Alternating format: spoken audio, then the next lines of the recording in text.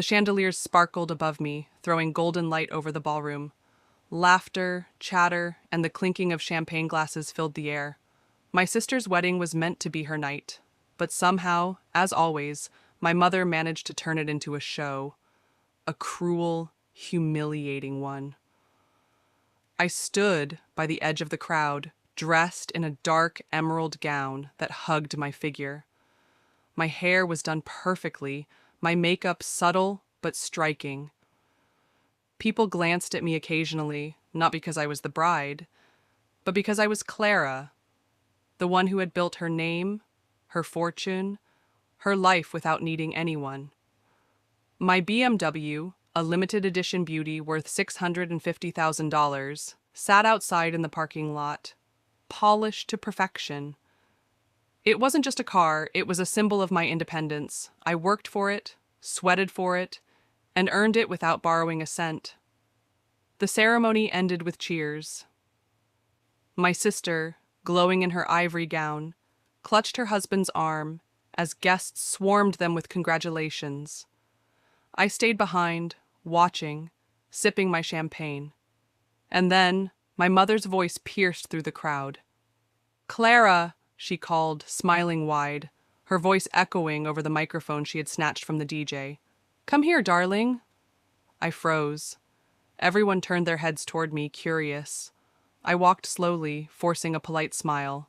My heels clicked against the marble floor. "Yes, Mom?" Her eyes glinted, sharp, scheming. I should have recognized the trap then. "Your sister begins a new life today," my mother announced, her hand still gripping the microphone. "And every new life deserves a blessing." "Isn't that right, everyone?" The crowd cheered. My stomach tightened. "And what better blessing than a car?" She gestured dramatically. "Not just any car, Clara's BMW. Yes, darling, your sister will drive away in your car tonight with her husband." Gasps. Whispers. Applause. I felt my world tilt. I stared at her, unable to breathe. My mother just smiled at me like it was already settled. My sister's eyes widened, then softened into greedy excitement. "Mom," I said, my voice low. "That's my car. I bought it. With my money." "Exactly, sweetheart," my mother replied into the microphone, her voice booming. "You've been blessed so much in life. It's time to share with your sister." People clapped again. My sister's husband grinned like a wolf. I clenched my fists. "No, I'm not giving her my car." The room went silent, every eye locked on me. My mother's smile vanished, replaced with cold fury. "You dare embarrass me?" she hissed. I stood tall. "It's not embarrassment. It's the truth. That car is mine." The silence stretched, heavy as stone, and then, slap! Her hand cracked against my cheek, the sound loud enough to echo. Gasps filled the room. My head jerked to the side, my cheek burning. 200 guests stood frozen, eyes wide, mouths open. Some laughed nervously, some whispered. Some raised their phones, recording. My mother lowered her hand slowly, her face twisted with rage. "Ungrateful child. I should never have raised you."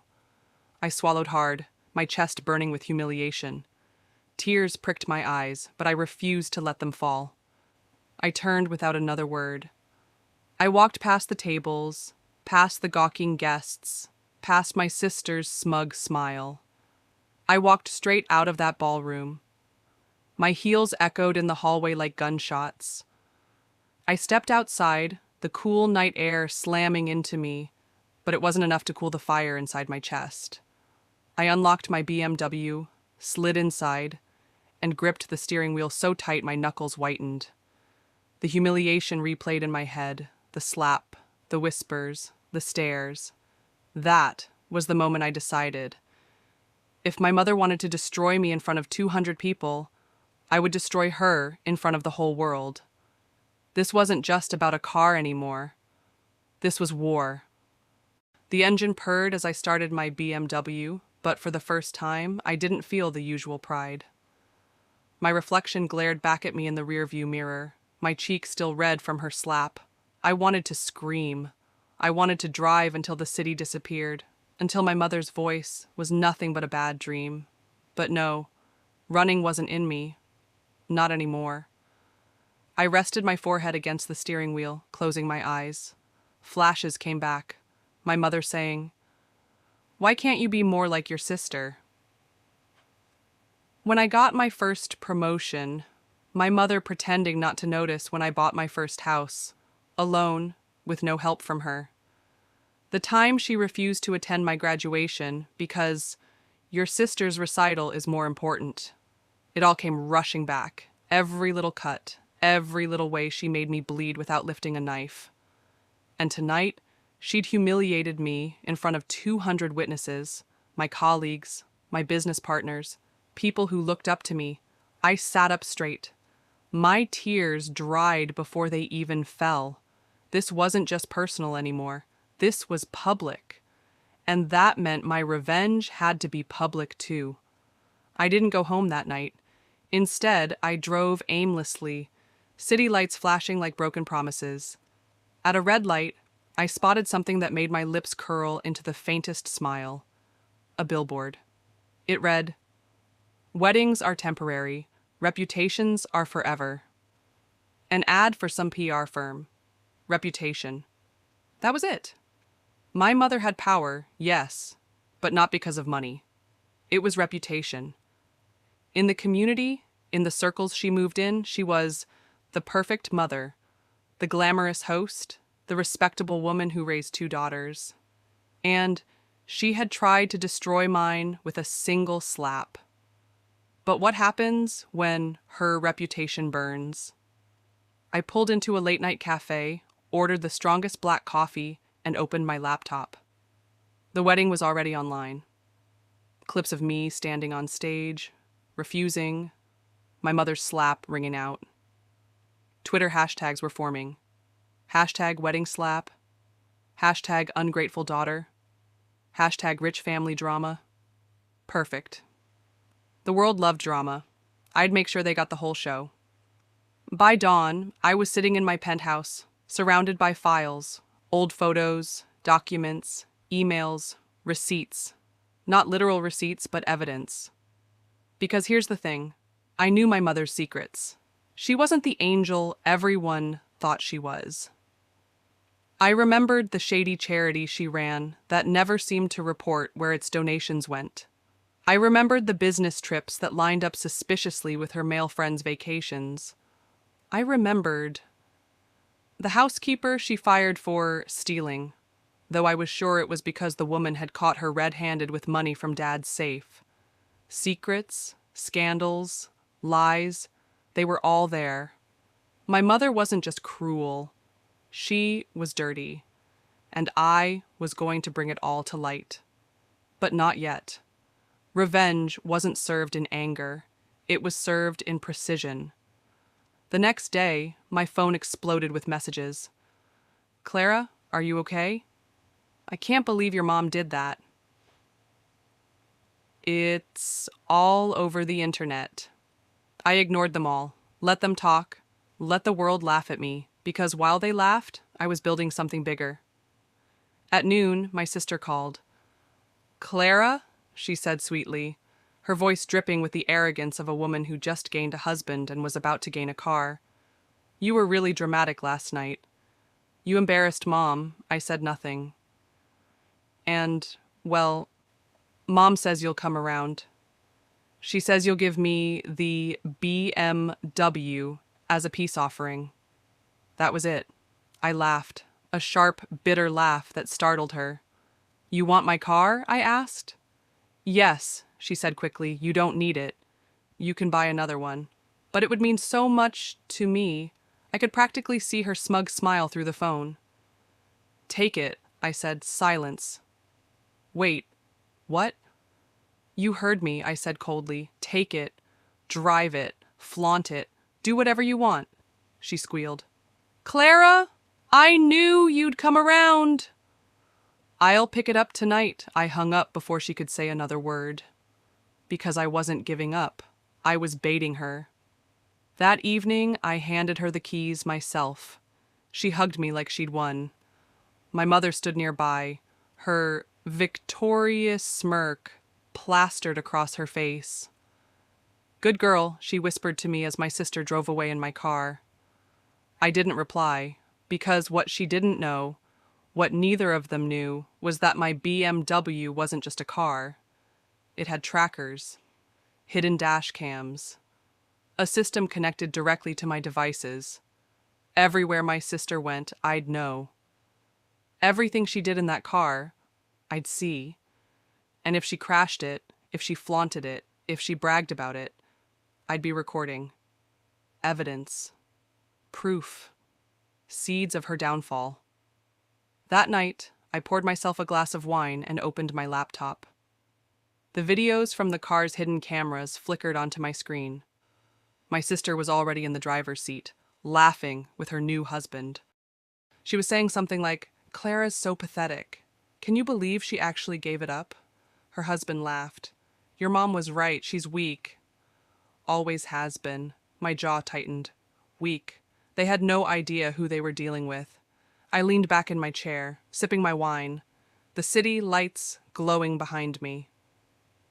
Step 1 was done. They thought I was humiliated, beaten, weak. Step 2, I'd let them bury themselves, with my help. And when I finally moved, they wouldn't just lose a car. They'd lose everything. The first week after the wedding, my mother's house was alive with celebrations. Guests dropped by daily, congratulating her on another successful wedding. My sister paraded my BMW through the streets like a crown jewel, posting pictures with captions like, "Blessed Empire." Dream life. Every post, cut like a blade, but I let it. Because the louder they shouted, the harder they'd fall. One night, I sat in my apartment, the glow of my laptop lighting up my face. The hidden cameras in the BMW streamed footage straight to me. My sister and her husband had turned it into their private stage. "Clara's so easy to fool," my sister laughed, fixing her lipstick in the rearview mirror. "She thinks giving me the car makes her noble." Her husband chuckled. "Your mom played her like a fiddle. Did you see the way she just stood there after the slap? Pathetic." I clenched my glass of wine, my knuckles pale. Pathetic. They didn't see what I saw. The camera zoomed in on the back seat where envelopes lay scattered, envelopes stuffed with cash. "Where'd you get that?" her husband asked. "Mom," my sister smirked. "From the charity donations." "Nobody checks. It's basically free money." My chest tightened. There it was, the first crack. My mother's charity, Hearts of Hope, was her pride, her shield. She flaunted it at galas, fundraisers, TV interviews. If people knew it was just a piggy bank for her greed, her empire would collapse overnight. I clicked save on the footage. The next move was planting seeds in the right places. At my office, my assistant nervously approached me. "Clara." "I saw the videos online. Are you okay?" I gave her a thin smile. "I'm better than okay." "I'm planning." She blinked, confused, but nodded. That afternoon, I made a call to a journalist I knew, someone hungry for stories, someone who hated the rich fakes of our city. "There's a charity you should look into," I said smoothly. "Hearts of Hope. The numbers don't add up. I didn't give my name. I didn't need to." Within a week, whispers spread. "Did you hear about the donations?" "They say the money went missing." "Couldn't be true. Her mother's too respectable." Respectable. That word used to stab me. Now it amused me. Because respectability is fragile. And I was tapping at the glass. Meanwhile, my sister was busy drowning herself in vanity. The BMW became her weapon. Every party, every shopping spree, she flaunted it. She even hosted an Instagram live inside the car, bragging about how generous I was. I watched silently, noting every word. Then came the night she made her biggest mistake. The camera caught her and her husband arguing. "I told you not to bring the cash here," he snapped, tossing another envelope onto the back seat. It's fine, she hissed. Nobody checks. But what if Clara finds out? My sister scoffed. Clara's too stupid. She gave me the car, didn't she? She'll never touch Mom. She's all bark, no bite. I leaned back in my chair, smirking. All bark, no bite. They had no idea I was already sinking my teeth in. 2 weeks later, the charity scandal hit the headlines. Hearts of Hope under investigation for missing donations. The article exploded across every platform. Reporters hounded my mother outside her house. Cameras flashed as she pushed through them, her perfect mask cracking. She called me that night. Clara, she snapped, this is your doing, isn't it? I let a pause stretch before answering. Why would I waste my time on you, Mother? Don't you lie to me, she hissed. You think you're clever, but you'll regret crossing me. I laughed softly. Funny. That's exactly what I was about to tell you. I hung up. But I wasn't done. See, scandal alone wasn't enough. People forget scandals. They fade. To destroy someone, you don't just expose them. You humiliate them the way they humiliated you. So, I waited, and my sister handed me the perfect chance. She planned a lavish birthday party for herself, inviting the same 200 guests who had witnessed my slap. It was to be her victory lap, her way of reminding the world that she was the chosen one. My mother, of course, would host. And I would attend, not to celebrate, to destroy. The night of the party, I arrived in a sleek black gown, simple but commanding. Heads turned as I walked in, not because of beauty, but because of tension. Whispers followed me. There she is. That's the one her mother slapped. Wonder why she even showed up. Exactly what I wanted. I greeted no one, heading straight to the bar. From the corner of my eye, I saw my mother watching me, suspicion in her gaze. My sister, meanwhile, was basking in attention, showing off her diamond necklace, no doubt bought with charity money. I smiled to myself. The projector screen flickered to life as the DJ announced a surprise slideshow, my sister's idea, of course, to show her beautiful journey. Childhood photos, graduation, her engagement. But midway, the footage shifted. My sister's voice filled the speakers. Mom says you'll come around. She says you'll give me the BMW as a peace offering. Laughter in the car. Clara's so pathetic, always has been. Gasps rippled through the crowd. The video continued, cash-stuffed envelopes, my sister bragging about the charity money, her husband calling me weak. I stood perfectly still at the bar sipping my drink. The ballroom erupted in whispers. My mother's face turned white, my sister's mouth hung open. No, this isn't... My sister stammered. But the damage was done. In one night, the perfect daughter and the perfect mother were stripped bare, and I wasn't finished yet. The ballroom was chaos. Guests whispered like a hive of bees, phones flashing as they recorded the meltdown. My sister stood frozen near the projector, her perfect hair trembling with every ragged breath. This is a lie, she screamed suddenly, her voice cracked, desperate. Someone edited this. Clara did this. All eyes shifted toward me. I took one slow sip of my drink, then set the glass down with deliberate calm. Why would I waste my time? I said coolly, letting the words roll across the room. The silence after was worse than shouting. People didn't need my confirmation. The evidence had already spoken. My mother grabbed the mic, her voice sharp. Everyone, please, don't listen to this nonsense. This is a malicious attack. My family is honorable. But the crowd didn't buy it. Not when the footage showed envelopes of cash. Not when my sister's voice dripped with mockery. I turned, heels clicking against the floor, and walked out.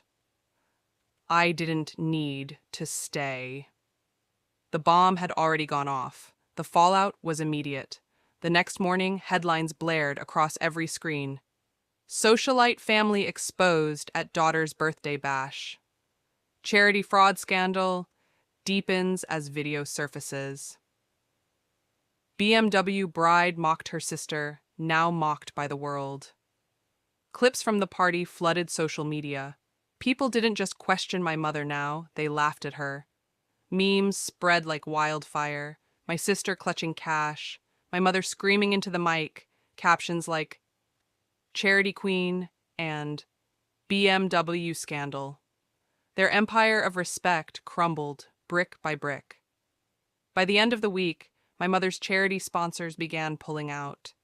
Invitations to events dried up. Business partners distanced themselves.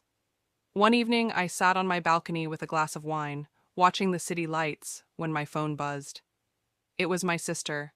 "Clara," she sobbed, "please. You have to help us. People won't stop. They're saying things that aren't true." I tilted my head, savoring the moment. "But they are true, aren't they? You said them yourself."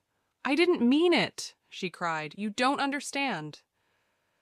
Without the charity, Mom will. She'll lose everything. We'll lose everything." "Good," I said, and hung up. But revenge is never that simple, because desperation makes people dangerous. A few days later, I returned home to find my apartment door ajar. My stomach tightened as I stepped inside. Nothing was stolen except my laptop. I smiled. So they were trying to erase the evidence. Amateur move. What they didn't know was that I backed everything up in the cloud, on multiple servers. Still, their intrusion was a declaration of war. The next morning, I called my bank, my lawyer, my PR consultant. It was time to escalate. The opportunity came when investigators subpoenaed my mother's charity records. I made an anonymous drop, bank statements, account transfers, even photos of my sister counting envelopes in the BMW. 2 weeks later, government officials froze the charity's assets. The glamorous Hearts of Hope mansion was raided, boxes of documents hauled away under flashing cameras. My mother's face plastered every news channel, not as a hostess or a matriarch, but as a fraud. The phone calls started again. First my aunt. "Clara, you can't do this to your own family." Then my cousin. "Your mother's reputation is ruined. People think you leaked everything." Finally, my mother herself. Her voice shook, not with rage, but with fear. "Clara," she whispered, so unlike the booming woman who slapped me weeks ago. "Please, you don't know what you're doing. This will destroy us." I closed my eyes, letting the silence stretch. Then I said softly, "You destroyed me first." And I hung up. But revenge has a rhythm. You can't just strike once. You have to keep the pressure until your enemies collapse under their own weight. So I turned my attention back to my sister. She was unraveling faster than my mother. Her friends abandoned her, sponsors withdrew deals, and her husband, her shiny new husband, started to grow distant. One night, the BMW camera caught them screaming at each other. "You married me for the money," he yelled. "And you wanted me for the car and the connections," she fired back. He slammed the door and stormed out, leaving her alone, sobbing in the driver's seat. I watched from my laptop, sipping wine. One by one, they were turning on each other. The final blow-of came, unexpectedly. At a high society gala, where my mother still tried to hold her head high, a former donor confronted her in public. "You stole from children," the woman hissed, loud enough for cameras to catch. Gasps filled the room. My mother stammered, tried to deny it, but the evidence was already too strong. By midnight, she trended again, this time as thief in diamonds. I leaned back on my couch, scrolling through the chaos, my lips curving into a cold smile. Step by step, their world was crumbling, but I wasn't finished, because humiliation wasn't enough. I wanted them to feel what I felt that night. The sting of betrayal, the burn of public shame, the loneliness of everyone turning their backs. And I was about to deliver it. The city was buzzing with gossip, but in the center of it, I felt strangely calm. Every headline, every whisper, every meme carved another piece off my mother's empire. She had built her reputation like a fortress, brick by brick, and I had torn it down with the same precision she once used to slap me across the face in front of 200 guests. But I wasn't done. Not until they were left with nothing. The fall of the charity queen. The government froze my mother's accounts. Her mansion, once a palace for hosting fundraisers, now sat dark and empty. Reporters camped outside like vultures. I received a call one afternoon from an old family friend, Mrs. Donovan. "Clara, dear," she said in a hushed tone. "Your mother came to my door yesterday begging for help. Can you imagine? Begging. She said she can't pay her staff, her bills, nothing." I swirled my wine, staring at the skyline. "That sounds tragic," I said, my voice laced with irony. "Darling," Mrs. Donovan whispered, "between you and me, everyone's glad. She always thought she was better than us. Now she's just nothing." Exactly what I wanted, the sisters' spiral. But it was my sister who unraveled fastest. Her Instagram followers plummeted. Sponsorships canceled contracts. Invitations stopped arriving. Her husband, once proud to flaunt her at his side, now avoided her like a plague. One night the BMW camera showed him screaming, "You're toxic!" I married into a circus, before he stormed out with his bags. She collapsed against the steering wheel, sobbing, her mascara staining the leather. I watched from my penthouse, sipping tea. The same car she thought was her prize had become her prison, recording every piece of her downfall. The confrontation weeks later, I got the call I had been expecting. It was my mother. Her voice was hoarse, cracked. "Clara, we need to talk." I agreed. Out of curiosity, not compassion. We met in a small cafe downtown, far from the glittering ballrooms she once ruled. She arrived in an old coat, no makeup, her eyes hollow. "Look at you," I said softly. "Not quite the queen anymore, are you?" She flinched but said nothing.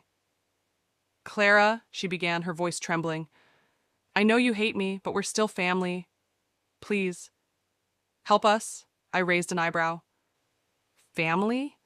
Like when you slapped me in front of everyone? Like when you stole my car for your favorite daughter?" Her hands shook. "I was wrong.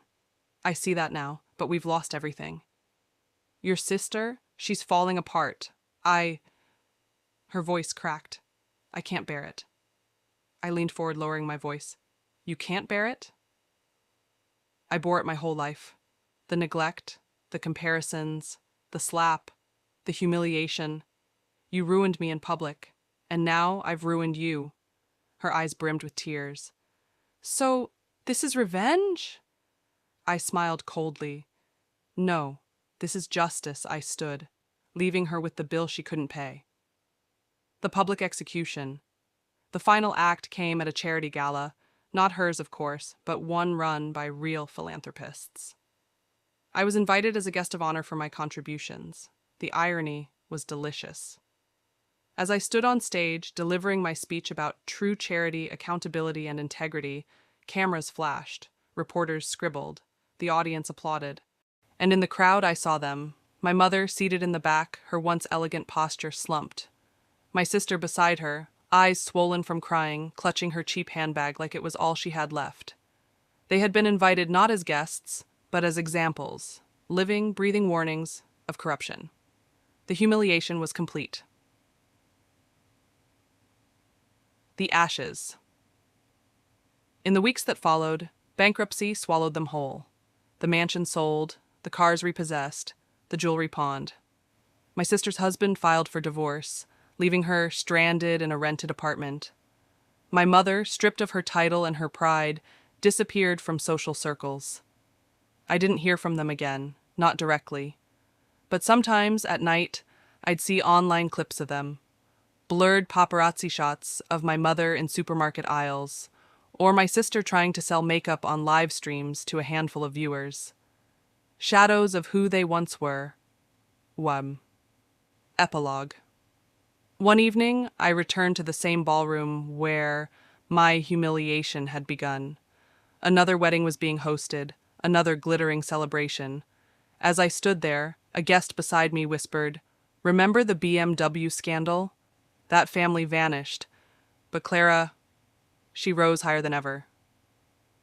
I smiled faintly, raising my glass. Because in the end, revenge wasn't just about destroying them. It was about reclaiming myself. My mother had tried to bury me in shame, but all she did was teach me how to rise from the ashes, stronger, sharper, unstoppable. And now, when people said my name, they didn't whisper about the slap. They whispered about the woman who burned her enemies alive, without ever striking them with her own hand.